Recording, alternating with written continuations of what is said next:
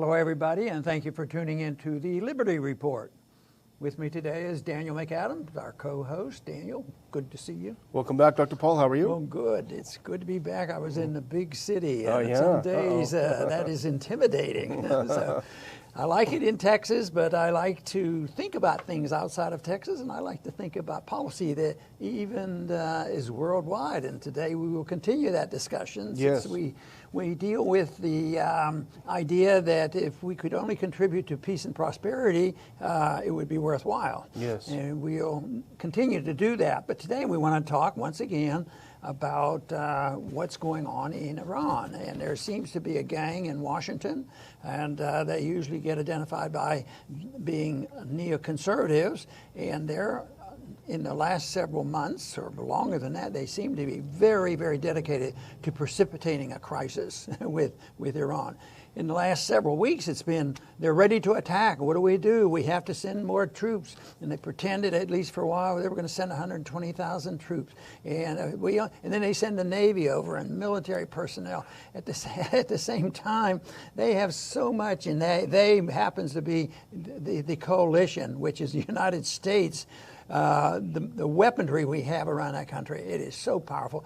The Iranians aren't stupid, you know, and they're not going to do it.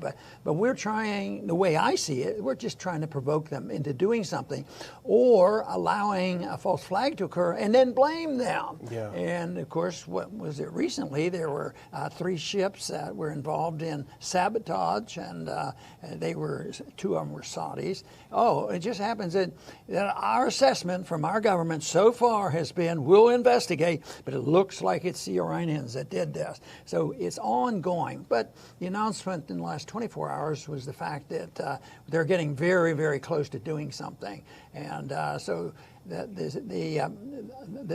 theory now is the Iranians are going to do something at the Baghdad embassy and do to our personnel there. I can't see that they're going to do anything, nor would it be wise for them to do anything that would antagonize the relationship of the Iraq that we created that does quite well with the Iranians. But anyway, the next step was to get our personnel out, the private personnel, making the point, it's coming, and this is just to build up the anticipation. What is going to happen?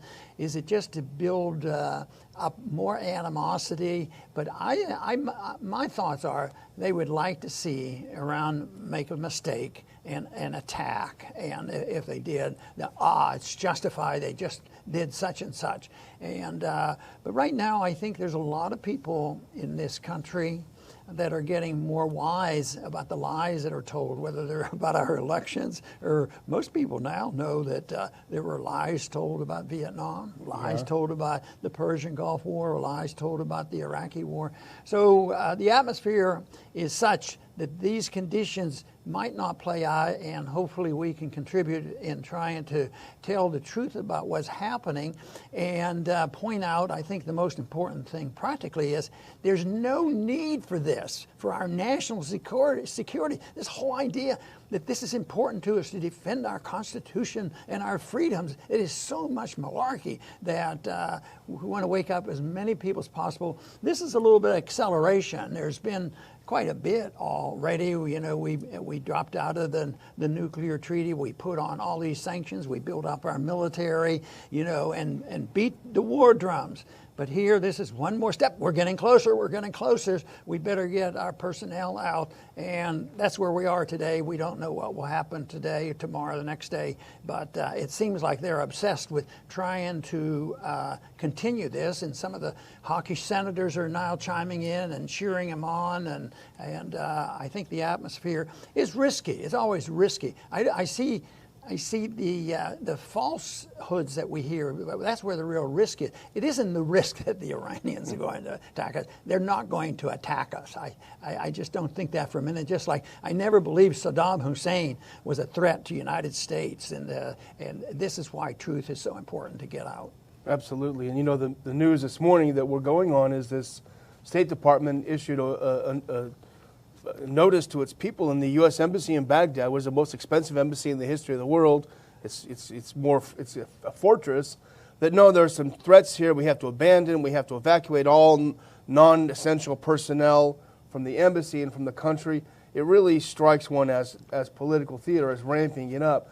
But this is sort of another aspect of the trap that they have set and they're setting. And they're actually setting it for Trump, who is looking more and more hapless by the day. Because what they're doing is they're establishing, the neocons I'm talking about, establishing as fact that anything that happens in the region is all Iran's fault. You know, the Houthis, for example, that's Iran. That's Iran's proxies. So yesterday I think it was, when they used some drones to attack the Saudi pipeline, that was Iran, and ready to trigger a war. Nobody ever says that the Houthis are the victims here, and they're fighting back against a Saudi war of aggression. Similarly, there were some rockets fired at the U.S. Embassy a few months ago by some militias there. It got nowhere near the embassy. It was a minor blip, but that was Iran's fault. So they're establishing that anything that happens, they want to, and we talked about it yesterday, when you weren't here, Dr. Paul, we talked with Phil Giraldi, establishing a hair trigger. Anything that happens, it's Iran's fault, while tightening the noose, bringing in more troops, more ships, more bombers, closer and closer, just waiting for them to make a wrong move. You know, I find what you said is interesting because your theory is that the neocons who are not loyal to peace and prosperity and non-intervention, you know, seem to have the upper hand in the policy making, and it goes. And some people have actually, you know, put the little title in front of Bolton, like President Bolton, yeah. you know, and you know, even with Bush, we didn't believe Bush was the real president either. There was probably a vice president that was more likely the president. But if this is true, it's very possible that they do have clout and they do set up a situation where they put Trump into a corner, and his policies are uncertain, which is probably easy to do, and then he's trapped. But what's the treatment for this? The treatment is firing people, never hiring them, and then start firing them. Yeah. That's why this is going to continue. You know, it's going to be this on again, off again. I don't think you can satisfy two masters, and I think maybe that's what he's doing, satisfy the neocons. And maybe he feels like he has to, and then also satisfy his instincts, which we think might be better than the instincts of the neocons. So I don't know. I think if they would take my advice, which they're not even going to ask for, I'd say, get rid of John Bolton, get rid of Pompeo, get rid of Haspel, and get rid of Abrams. That'd be a start. They'd be still in the bowels of the democracy in the Pentagon. There'll be plenty of other people who will be there. But these guys they have established it, and then we have to see how the president's going to be reacting. But I don't think he is really. They don't even have the troops. There's no plan to do what we did in Iraq. You know, with hundreds of thousands of troops and march in. They don't. That isn't even set up that way. But they want to intimidate, and if there is a real breakout, yes, I think some bombs may fly, which would be very, very difficult. And I think one of the senators even suggested that, if you use the bombs, we could take care of this whole thing in 2 days. I think his name's Cotton or something like that. It wouldn't be a big deal. Like the Iraq War was not a big deal. It was over, you know, in no time. Yeah, it was Tom Cotton. He didn't even say 2 days. He said 2 strikes. First strike and last strike. It'll be over. It couldn't be in less than 1 day. And that reminds us of March 28th, 2003, when Bill Kristol, another neocon, said on C-SPAN, Iraq is going to be a 2-month war. They always say that. It's going to be a cakewalk, you know, this and that. But, you know, here's the embassy thing. And I think it's significant because it gets people's attention. They're shutting the embassy down. What's happening? So the embassy warned on Sunday of heightened tensions. It told citizens to remain vigilant. Ramping it up for today's partial closure. Meanwhile, something else interesting has happened. Germany and the Netherlands, who are participating in training missions in Iraq, I didn't realize that, they've pulled their people out, citing heightened tensions between the U.S. and Iran. ExxonMobil has left Iraq, has left the Basra oil fields. So you're having this exodus from Iraq. And you could say, is it because of Iran threats? I think with regard to Germany and the Netherlands, it's about the U.S. saber rattling. But here's where it gets interesting, Dr. Paul. We have a clip that we can cue up. This is the deputy commander of all U.S. forces in the Operation Inherent Resolve, or whatever they call it now in Iraq, the British commander, they asked him, hey, are you seeing some, he's on the ground, are you seeing some heightened threats? Here's what he had to say. Interested in seeing, have you seen any threats by Iranian-backed groups in either Syria or Iraq against coalition forces? Have you seen any threat indications?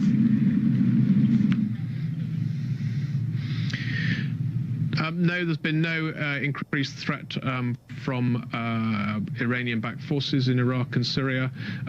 We're aware of their presence, clearly, and we monitor them along with a whole range of others. And for this, you know, he was pilloried by by CENTCOM. CENTCOM attacked him. Here's a British commander on the ground saying, I haven't seen any threats. Here's what CENTCOM said. Recent comments from OIR's deputy commander run counter to the identifiable, credible threats available to intelligence from U.S. and allies regarding Iranian-backed forces in the region. A very rare rebuke from CENTCOM to one of the coalition. It's interesting, however, by the way, Dr. Paul was going to bring this up, that the new commander of CENTCOM, General Kenneth McKenzie, he recently gave a speech at the Foundation for Defense of Democracies, the most hawkish, pro-war with Iran think tank in Washington, D.C., where he said, I've always tried to have a bias for action. So this is interesting how this is playing out. This is fascinating about the British military personnel speaking out. It looks like he just blurted out the truth. Yeah. He didn't think first, you know. But he did think and probably told us the truth. And I think that is great news. I think it's the best news we hear, because it's that crack in this obedience to our world domination, to our empire, because we are so powerful and we are so rich and we are so domineering that people toe the line. And the Europeans, you know, want stuff from us, and they listen to us, so they do not challenge us on foreign policy. The British especially, they're even more loyal than the Europeans. But this to me, I think is very good. Hopefully there'll be more of that, people you know, speaking out. And I think when it's realized that these are fruitless adventures, just think of all the wars since World War II. We don't win anything. All we do is lose and spend money. How long will they have their loyalty to us? And I think it's as long as we can buy their loyalty, they're going to do it. But if the debt becomes too big, or people become really outraged over this, then you're going to have more people speaking out like that commander did, because there is not a real threat. I think people should take him seriously. Yeah, I wonder what will happen to him now. He looks like he was just speaking honestly, and he wasn't politicized enough. But you made an important comment, and I talk about this a lot, about the second and third tier people in these institutions. And it's, yeah, Bolton's a problem, but he's only the tip of the iceberg, literally, actually. And here's someone, I don't know if you remember this, but I came across this in a Moon of Alabama piece this morning. Very interesting. The sudden resignation of Yelene Poblete as Assistant Secretary of State for Arms Control, Verification, and Compliance. And most Americans will never have heard that name. We happen to know it. I happen to know it very well, because she was a staff director in the International Relations Committee in the House. And she was Ileana Ros-Lehtinen top hand person. And she became staff director, and she got bumped up to be Assistant Secretary of State. She was the most hawkish person I ever came across in all the time I worked for you on the Hill. She was always just slathering for war with Iran. Here she gets this plum job, lots of power. And all of a sudden she resigned. Very curiously, less than a year in office. And here's something that's interesting that Moon of Alabama pointed out. Reuters reported last month. So she's responsible for arms control, verification, and compliance. That would include places like Iran, where she wants to bomb. Reuters reported last month that U.S. officials were concerned that her compliance report was politicized and slanted in its assessments about Iran. Oh boy! Very interesting, isn't it? Yeah, and ultimately, you said that if we get rid of all the people on the top, we also have the lower tier people. They will still support the wrong positions. And that goes back to the whole thing that I talk about is the philosophy that persists and is present in our country, where they get the information from our universities, our government, and it's just pumped into us. And then you have all the media talking about what patriotism is all about. And so it's there. So you have, it's not so simple. Yes, I advise firing these guys to make a strong point.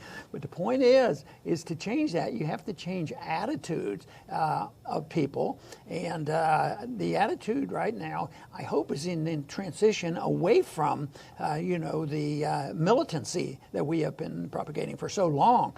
And I think that is the case out of total failure. But I keep seeing the cracks there that are good, because we can be a great nation, and we can set good examples, and we can be a wealthy nation, and we can be a free nation by setting good standards, which I happen to think would be a lot nicer than dominating the world and teaching other people to follow our lead and impose democracy on them. Yeah, that's been a real successful idea. Look at all the great countries we've created and the new governments. Look at the pretense that we have in Venezuela. All of a sudden, we're going to put, we decide who really won the election. It sounds like something that I heard about in our election. So who's going to decide who won the election? This sort of thing. So I think there's some good signs in there, but I think it's very precarious because people do dumb things and then they can get out of control, and that's what I hope we can help avoid. And they're clearly, trying to provoke Iran into doing anything, even breathing wrong or coughing wrong. But, the cracks that we talk about and we're happy about when it comes to this British thing, also the Germans and the Dutch pulling out, and also the Spanish. There was some Spanish ships sailing along with the USS Abraham Lincoln Carrier Group, and they pulled out of the group yesterday. They sailed away. They said, we don't want any part of this. There's something else going on here that we don't want to be part of. And that's good. What I wish is that we'd have some cracks in our own media.